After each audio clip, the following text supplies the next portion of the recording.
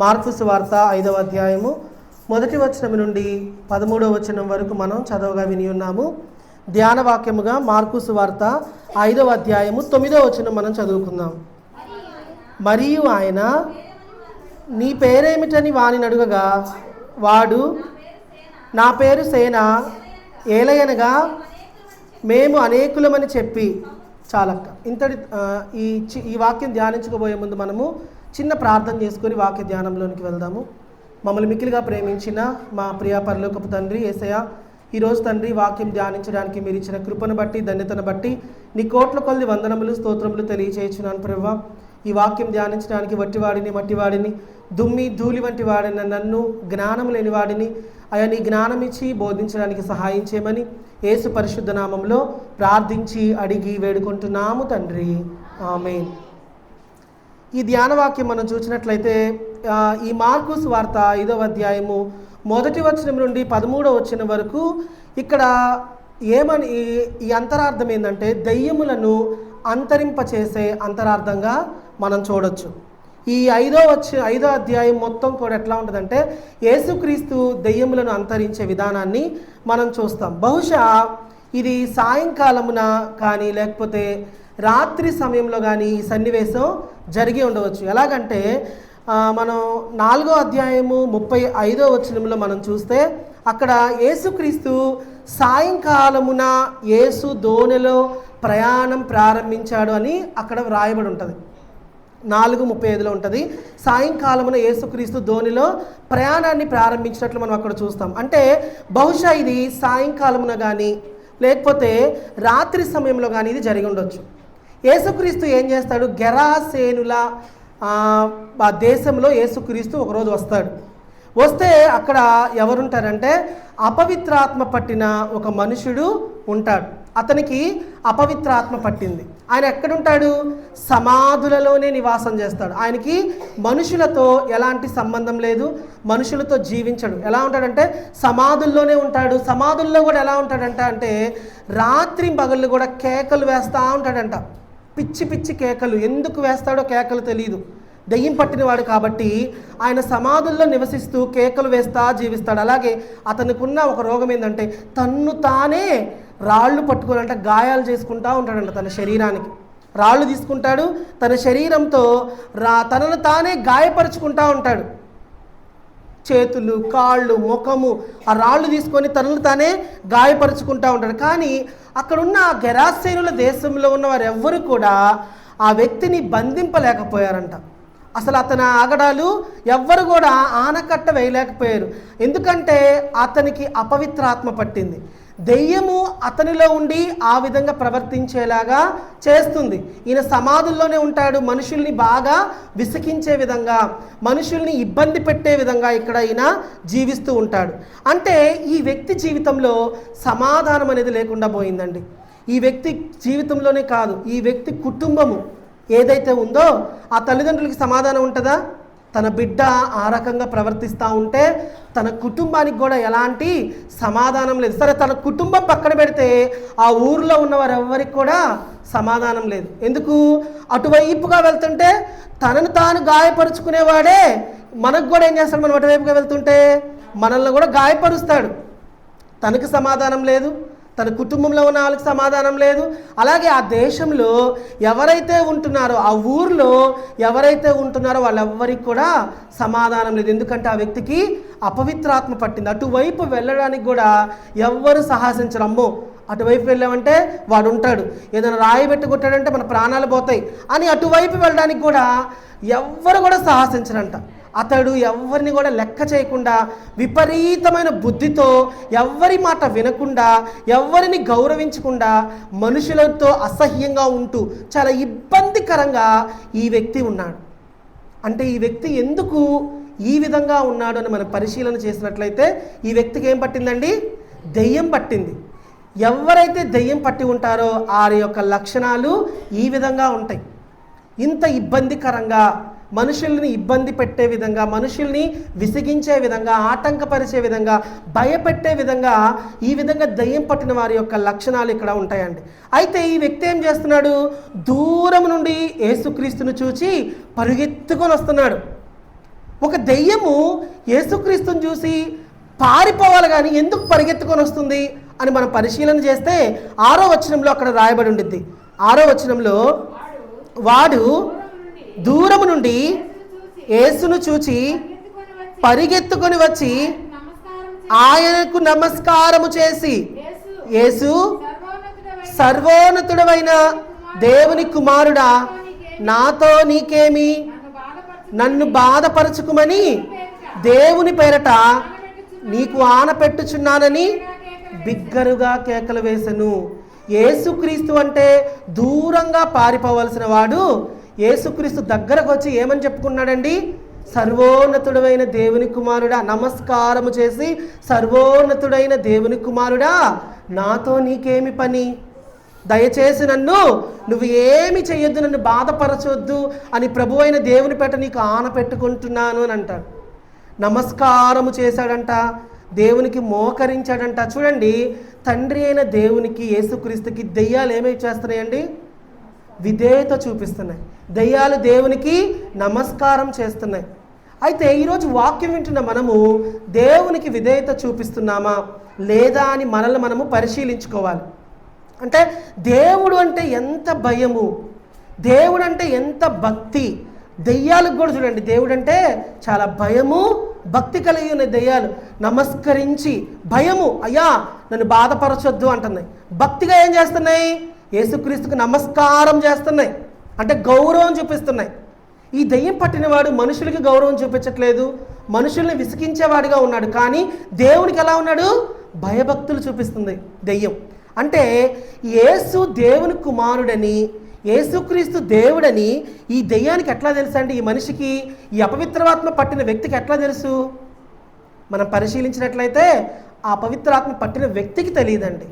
ఆ వ్యక్తి లోపల ఉన్న దెయ్యానికి యేసుక్రీస్తు అంటే ఎవరో, యెహోవా దేవుడు అంటే ఎవరో, ఇవన్నీ కూడా ఆ లోపల ఉన్న దెయ్యానికి ఖచ్చితంగా తెలుసు. అందుకే ఆ దెయ్యము ఏం చేస్తుంది? దేవునికి నమస్కారం చేసి, అయ్యా మమ్మల్ని నువ్వు బాధ పెట్టొద్దయ్యా, నన్ను బాధ పెట్టొద్దు, నన్ను ఇబ్బంది పెట్టొద్దు, నన్ను వదిలేసి నువ్వు వెళ్ళిపోయా అని చెప్పి ఇక్కడ దేవునికి నమస్కారం చేసి అడుగుతుంది. అప్పుడు వెంటనే యేసుక్రీస్తు ఏం చేశాడు తెలుసా? 8వ వచనంలో అపవిత్రాత్మ పట్టిన ఆ మనిషిని, అపవిత్రాత్మ నువ్వు విడిచిపో అనగానే వెంటనే అపవిత్రాత్మ అంట విడిచిందంట. అప్పుడు అడిగాడంట దేవుడు ఏమని? ఈరోజు మన ధ్యాన వాక్యము నీ పేరేమిటి అని వాడేం చెప్పాడు? నా పేరు సేన, ఏలయనగా మేము అనేకులము అని చెప్పాడంట. దెయ్యం పేరు ఏంటంటండి? సేన. మనం చూస్తే సేన అనగా అర్థం ఏంటంటే దెయ్యముల సమూహము అని అంటారు. రోమీయుల పట్టణంలో రోమీయుల పట్టణంలో 6,000 మంది సైనికులనంట ఒక సేనగా పిలిచేవారంట. అంటే 6,000 మంది సైనికులు కనుక ఉంటే ఆ సైనికాన్ని మొత్తాన్ని కూడా సేన అని పిలుస్తారంట. బహుశా ఇతనికి ఎన్ని దెయ్యాలు పట్టినాయో మనకైతే తెలియదు, కానీ ఇతని పేరేమని చెప్పాడు? సేన అని చెప్పాడు. ఏలయనగా మేము అనేకులము. ఒక్క దెయ్యం లేదండి అపవిత్రాత్మ పట్టిన వ్యక్తులు. ఎన్ని దెయ్యాలు ఉన్నాయి? అనేకమైన దెయ్యాలు ఉన్నాయి, చాలా దెయ్యాలు ఉన్నాయి. ఇన్ని దెయ్యాలు కలిగిన వాడు నిజంగా ఆ విధంగా బ్రతికున్నాడంటే చాలా గ్రేట్ అండి. అన్ని దెయ్యాలు ఏలయనగా మేము అనేకులము అని చెప్పని ఆయన ఏం చేస్తున్నాడంటే దేవునికి నమస్కారం చేస్తున్నాడు. ఈరోజు తను ఎట్లా ఉన్నాడంటే తనను తానే గాయపరుచుకుంటున్నాడు. అన్ని దెయ్యాలు పట్టనే కాబట్టే తనకి ఏం చేస్తున్నాడో అర్థం కావట్లేదు. తనను తానే ఈరోజు గాయపరుచుకుంటున్నాడు. ఈరోజు మనమందరం కూడా కొన్నిసార్లు మనలను మనమే గాయపరుచుకుంటామండి. మన శరీరాలను మనమే గాయపరుచుకుంటాం. మనకెవ్వరు హాని చేయవసరం లేదు, మనల్ని ఎవ్వరు గాయపరచవసరం లేదు. మన ప్రవర్తన, మన పనులను బట్టి మనకు మనమే గాయాలు చేసుకుంటామంట. సో ఎగ్జాంపుల్ మనం చూస్తే త్రాగకూడదు అని మనకు తెలుసు, కానీ మనం ఏం చేస్తాం? త్రాగుతాం. కానీ అది మనల్ని ఏం చేస్తుంది? చివరికి మన లివర్ని, మన ఆరోగ్యాన్ని మొత్తాన్ని కూడా పాడు చేస్తుంది. అంటే దాని అర్థం ఏంటండి? మనకు మనమే గాయం చేసుకోవడం, మనకు మనమే ఇబ్బందులు పెట్టుకోవడం, మన శరీరానికి మనమే ఇబ్బందులు పెట్టుకోవడం. తర్వాత వ్యభిచరించకూడదు అని ఉంటుంది. వ్యభిచరిస్తే చాలా రోగాలు వస్తాయి, కానీ మనకు తెలుసు. కానీ మనం ఏం చేస్తాం? దాన్ని చేస్తూ ఉంటాము, మనకు మనమే గాయపరుచుకుంటూ ఉంటాం. జూదము ఆడకూడదు. కానీ జూదం ఆడితే ఏంది, మన డబ్బులన్నీ మనం కోల్పోతాం. ఆ విషయం మనకు తెలుసు. రీసెంట్గా మనం ట్రెండింగ్ న్యూస్లో చూస్తాం కదా, బెట్టింగ్లు అని చెప్పి లక్షలు కోల్పోతున్నారు. అంటే అర్థమైంది, వాళ్ళకి తెలుసు మేము డబ్బులు పోగొట్టుకుంటాము అని. అది మా శరీరాలకు, మా కుటుంబాలకు అది మంచిది కాదు అని వారికి తెలుసు. వాళ్ళు ఏం చేసుకుంటున్నారు, వాళ్ళ శరీరాలకి, వాళ్ళ కుటుంబాలకు, అందరికి కూడా గాయపరుచుకుంటున్నారు. ఈ విధంగా ఈరోజు మనం కూడా, మనకు తెలుసు, మనల్ని మనమే గాయపరుచుకుంటూ ఉంటాం. కొన్నిసార్లు డాక్టర్ ఏం చెప్తాడు షుగర్ పేషెంట్స్కి, అమ్మా మీరు షుగరు తినకూడదు, షుగర్ సంబంధితమైనవి కూడా మీరు ఏమీ తినకూడదు అని చెప్తాడు. కానీ మనం ఏం చేస్తాం, తెలిసి కూడా ఆ షుగర్ సంబంధమైన ఏమున్నాయి అవే మనం తింటాం. దాని అర్థం ఏంటండి, మనకు మనమే గాయపరుచుకోవడం. అలా చేస్తే మనకేమవుతుంది, మన షుగర్ పెరిగిపోయి, షుగర్ పెరగడం ద్వారా మన అవయవాలు ఒక్కొక్కటి పాడైపోయి మనల్ని ఇబ్బందులకు గురి చేసుకుంటూ ఉంటాం. మన ఆత్మకు కూడా అంతేనండి. మన ఆత్మకు కూడా చెడ్డ కార్యాలన్నీ కూడా గాయపరిచే కార్యాలు, అబద్ధం ఆడడం, దొంగతనాలు చేయడం, వ్యభిచరించడం, నరహత్య చేయడం, కాకపోతే ఇంకా ఇతరులను దూషించడం, మత్సరం కలిగి ఉండడం. బైబిల్ చెప్తుంది, మత్సరము ఎముకలకు కుళ్ళు. ఒకళ్ళ మీద మనం మత్సరం పడితే, ఒకళ్ళ మీద మనం కుళ్ళు పడితే అది మనకేమవుద్దంట, మన ఎముకలను కుళ్ళు చేస్తుందంట. అంటే మన ఎముకలను పాడు చేస్తుంది. అంటే చూడండి, ఆత్మకు కూడా మనము గాయపరుచుకుంటున్నామండి.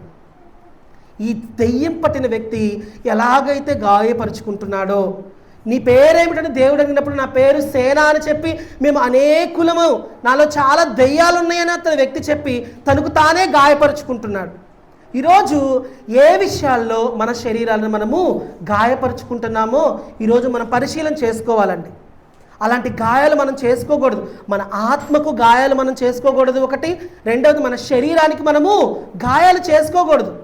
దేవుడు మన శరీరంలో నివసిస్తాడు. అంటాడు కదా, నీ దేహమే దేవుని ఆలయం, ఎవడైనను దేవుని ఆలయమును పాడు చేసిన ఎడల నేను వానిని పాడు చేసేదను అని అంటాడు. అంటే నీ దేహంలో దేవుడు నివసిస్తూ ఉంటాడు. నీ దేహాన్ని ఈరోజు నీకు నీవే, నాకు నేనే పాడు చేసుకుంటున్నామా, గాయపరుచుకుంటున్నామా అని మనం ఈరోజు పరిశీలించుకోవాలండి.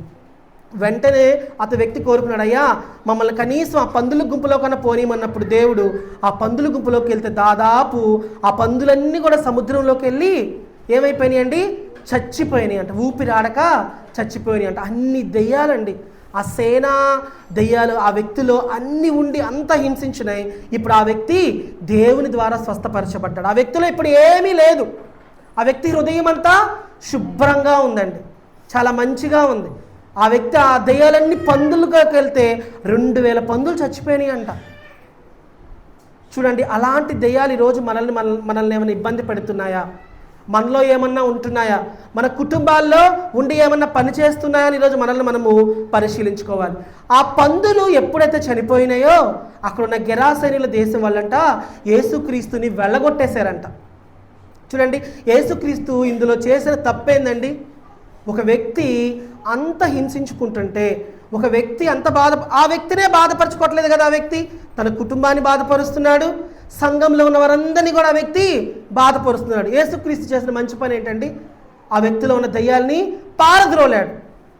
కానీ ఆ దయ్యాలు ఆ వేడుకున్నాయి, దయ్యాలు వేడుకున్నా కూడా యేసుక్రీస్తు ఆలకించాడండి. ఎంత గొప్ప విషయమో కదా. ఈరోజు మనం ప్రార్థన చేయడానికి ఇష్టపడం, మోకరించి ప్రార్థన చేయడానికి మనం ఇష్టపడం. దెయ్యాలకు తెలుస్తున్నాయి, మోకరించి దేవుడిని అడిగితే దేవుడు మాకు సహాయం చేస్తాడని దెయ్యాలు నమ్ముతున్నాయి. ఈరోజు మనుషులుగా ఉన్న మనము నమ్మలేకపోతున్నాం. దేవుడు మన జీవితంలో కార్యాలు చేస్తాడని, దేవుడిని మోకరించి అడిగితే మన బిడ్డలకు సహాయం చేస్తాడని మనం నమ్మలేకపోతున్నాం. కానీ దెయ్యాలు వేడుకుంటే, అయ్యా మమ్మల్ని మాత్రం ఇట్లా నశింపచేయమాక, మమ్మల్ని పందుల గుంపులో పంపి అయ్యా అని వేడుకుంటే దేవుడు ఏం చేశాడండి, యేసయ్య వెంటనే దెయ్యాలు మనమని విన్నాడు. విని పందుల్లో గుంపులో పంపించినప్పుడు ఆ పందులు చచ్చిపోతే ఆ గెరాసేనుల దేశం వాళ్ళు ఏం చేశారు, యేసుక్రీస్తునంట వెళ్ళగొట్టేశారంట. నువ్వు దయచేసి ఇక్కడ ఉండొద్దు, మా దేశం వదిలి నువ్వు వెళ్ళిపో అని చెప్పని వెళ్ళగొట్టేశారంట. చూడండి, అంటే యేసుక్రీస్తు చేసిన మంచి పనిని వాళ్ళు గ్రహించలేకపోతున్నారు. యేసుక్రీస్తులో ఉన్న మంచిని వాళ్ళు గ్రహించలేని పరిస్థితుల్లో ఉన్నారండి. ఈరోజు మనం కూడా అట్లాగే ఉన్నాం. యేసుక్రీస్తు చేసే మేళ్లను మన జీవితంలో, మన కుటుంబాల్లో మనం గ్రహించలేని పరిస్థితుల్లో ఈరోజు మనం ఉంటున్నామేమో. మనల్ని మనం ఈరోజు పరిశీలించుకోవాలి. ఈరోజు యేసుక్రీస్తు నిన్ను నన్ను రక్షించడానికి ఆయన ఆ పందులు ఎలాగైతే అన్యాయంగా చచ్చిపోయినాయో, ఒక మనిషికి ఒక దెయ్యం మనవి విని దేవుడు ఆ పందుల్ని ఎలాగైతే చంపేశాడో, ఈరోజు మన పాపముల కొరకు మన కొరకు యేసుక్రీస్తు ఈ భూలోకంలోనికి వచ్చి చనిపోయాడండి. ఈరోజు సాతాను గురించి మనం నేర్చుకోవాలి, దాని కుయుక్తుల గురించి మనం నేర్చుకోవాలి. ఆ అపవిత్రాత్మ పట్టిన వ్యక్తిని ఎంత ఇబ్బంది పెట్టిందో కదా సాతాను. అలాంటి సాతాన్లు మనలో ఏమన్నా పని చేస్తున్నాయా అని ఈరోజు మనల్ని మనము పరిశీలించుకోవాలండి. బైబిల్లో మనం చూస్తే ఈ సాతాను పుట్టుక పురుగొత్తురాలు ఎలా ఉంటాయంటే, 3 దేవదూతలు ఉంటారు. కెరేపులు, సెరేపులు, తర్వాత మీకాయేలు, గబ్రియేలు. మనకు తెలుసు కదా గబ్రియేలు ఎవరితో మాట్లాడింది? గబ్రియేలు దూత మరియతో మాట్లాడింది.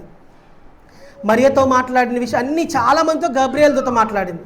ఈ సాతాను ఎట్లాగంటే, లూసిఫర్ అనే ఒక సాతాను ఏ దేవుని మీద గర్వించి అది భూమి మీదకి త్రోయబడిందండి. అట్లాగా అది కొంతమంది సమూహాన్ని ఏర్పరచుకొని ఈ రోజు వరకు కూడా మనందరినీ హింసిస్తూ, బాధ పెడుతూ, చాలా రకాలుగా మనల్ని ఇబ్బంది పెడుతూ ఉందండి. సాతానికి ఈరోజు చాలా పేర్లు ఉన్నాయి బైబిల్లో. ఒకటి మనం చూస్తే వాడంట యుక్తి గలవాడంట. ఆదికాండము 3వ అధ్యాయము 1వ వచనంలో అక్కడ రాయబడి ఉండిద్దండి. సాతాను ఎలాంటి వాడంట? యుక్తి గలవాడు. అక్కడ చదవక, దేవుడైనా యెహోవా చేసిన సమస్త భూజంతువులలో సర్పము యుక్తి గలదై ఉండెను. యుక్తి అంటే తెలివి గలది, జ్ఞానము గలది. ఒక మనిషిని ఎలా హింసించాలి, ఒక మనిషిని పాపంలోనికి ఎలా తీసుకురావాలి, ప్రార్థించే మనుషులను ఎలా బయటకు తేవాలి అనే యుక్తి సాతానులో ఉంటుందంట. దీనికి పేరేమనుందంటండి? యుక్తి గలది. ఇందాక అపవిత్రాత్మ పట్టిన వ్యక్తికి ఏం పేరుంది? సైతాన్ పేరు సేన.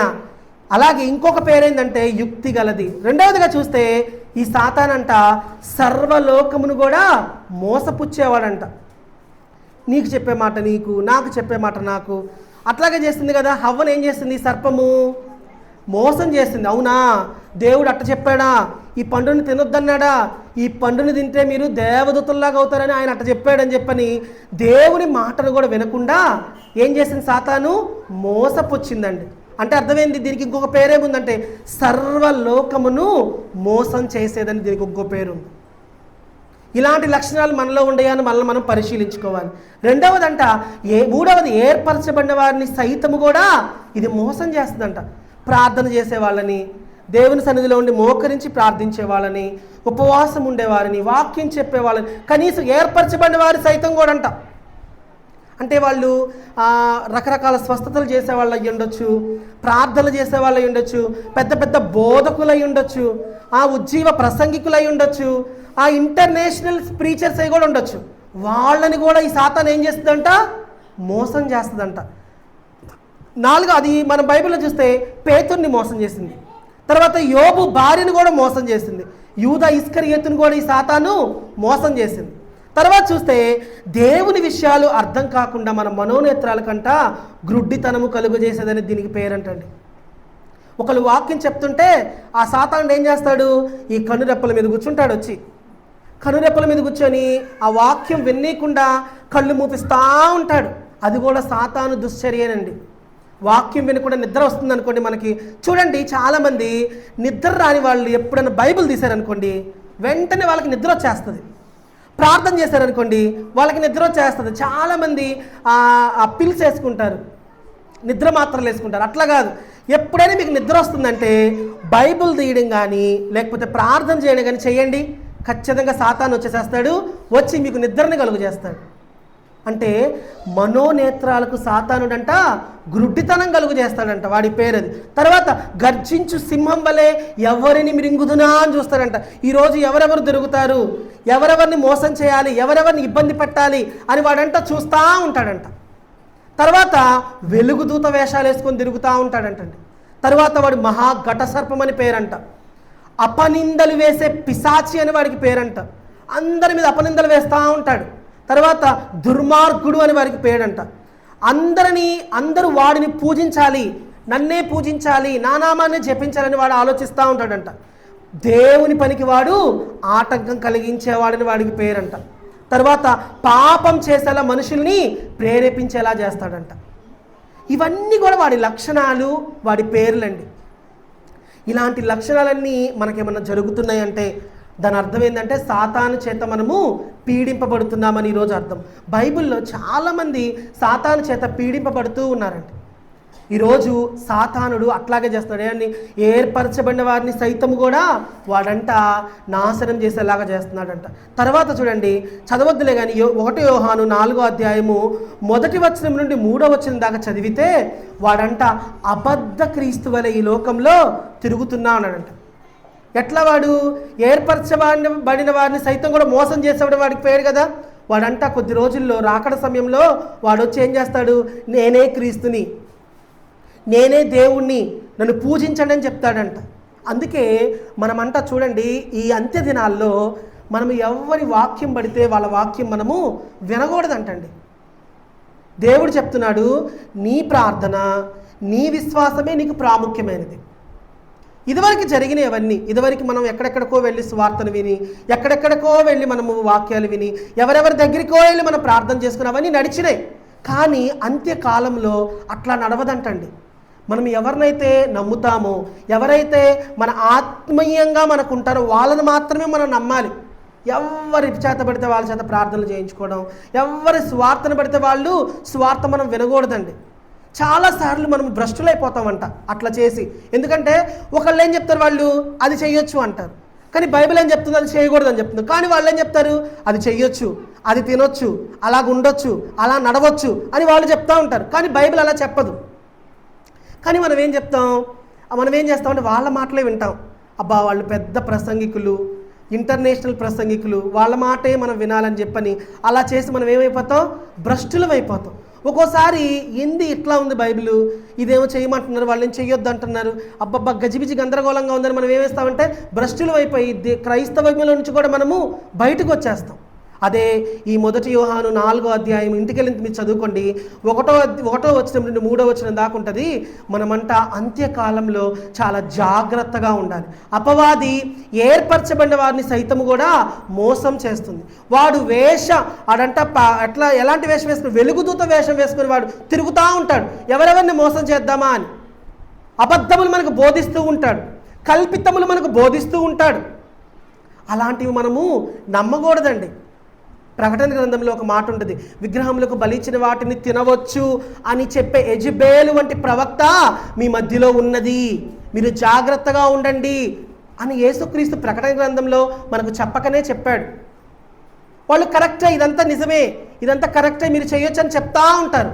అలాంటి మాటలు, అలాంటివి మనము సాతాను మాటలు మనము వినకూడదండి. ఒకవేళ అలా విన్నట్లయితే సాతానుడు మన హృదయంలో ఉండి మన కుటుంబాలను, మన వాటన్నిటిని కూడా వాడు ఇబ్బందులు పెడతా ఉంటాడు. అందుకే ఈరోజు అలాంటి సాతాను లక్షణాలు ఏమైనా మనలో ఉన్నాయా, వెంటనే ఆ సాతాను ఏం చేస్తుంది, ఆ అపవిత్రాత్మ పట్టిన వ్యక్తి నమస్కరించి దేవునికి ప్రార్థన చేశాడు. ఈరోజు మనం కూడా ప్రార్థన చేయాలి, సాతాను సంబంధిత కార్యాలు నా గృహంలో లేకుండా నువ్వు చూడు దేవా, నా బిడ్డలకు లేకుండా చూడు దేవా. ఎందుకంటే అలాంటి కార్యాలు కలిగిన ఆ అపవిత్రాత్మ పట్టిన వ్యక్తి ఎలా ఉన్నాడండి, సమాధానం లేకుండా ఉన్నాడు. కుటుంబంలో సమాధానమే లేదు, శాంతి లేదు, అసలు వాడికే లేకుండా సంఘంలో కూడా లేకుండా చేస్తున్నాడు. అంటే సాతాను ఉన్న వ్యక్తులకు సమాధానము ఉండదు, శాంతి ఉండదు, వాడేవాడు గాయపరుచుకుంటున్నాడు. ఈరోజు సాతాను మనలో ఉన్నట్లయితే మనలను మనమే గాయపరుచుకుంటామంటండి. మన శరీరాలను మనమే గాయపరుచుకుంటాం, మన ఆత్మలను మనమే గాయపరుచుకుంటాం, మన అవయవములను మనమే గాయపరుచుకుంటాం. అందుకే ఈరోజు మనం ప్రార్థన చేద్దాం, దేవా సాతాను సంబంధిత క్రియలు, కార్యాలు నాలో కానీ, నా కుటుంబంలో కానీ, నా బిడ్డలలో కానీ ఏమన్నా ఉంటే వాటిని ఇప్పుడే తీసివేయి ప్రభువా అని మనం ప్రార్థిద్దామండి. యేసు దేవుడు, గొప్ప దేవుడు, సాతాను ప్రార్థన చేస్తే విన్నాడండి. సాతాను ప్రార్థన చేస్తుంది, అయ్యా మమ్మల్ని పందుల్లోకి పంపించయ్యా అని మోకరించి ప్రార్థన చేస్తే సాతాను మనం విన్న దేవుడు నిన్ను నన్ను తన స్వరూపమందు ఏర్పరచుకున్నాడు, తన స్వరూపమందు తన చేత్తో చేశాడు నిన్ను నన్ను. మనం దేవుని తండ్రి అని పిలిస్తే మన ప్రార్థన వినడా? ఖచ్చితంగా వింటాడు. అందుకే ఈరోజు మనం మోకరించి ప్రార్థన చేద్దాం. సాతాను సంబంధిత క్రియలు, కార్యాలు నా కుటుంబంలో ఏమన్నా ఉంటే దేవా తీసివేయి, వాటిని తీసివేసి నా కుటుంబాన్ని సంరక్షించు, నన్ను సంరక్షించు. నేను ఏమైనా గాయపరుచుకుంటున్నానేమో, ఆ గాయాలు మాన్పు ప్రభువా అని మనం ప్రార్థన చేసుకోం. దేవుడు గాయాలను మాన్చే దేవుడు. కాబట్టి ఈరోజు మనం ప్రార్థన చేద్దాం. అలాంటి అపవిత్రాత్మలు మన కుటుంబాల్లో పనిచేస్తున్నట్లయితే ఇప్పుడే ప్రార్థన చేసి వాటన్నిటిని తొలగించుకుందాం యేసు నామములో. అట్టి కృప పరిశుద్ధాత్మ దేవుడు సహాయం చేసి నడిపించునుగాక.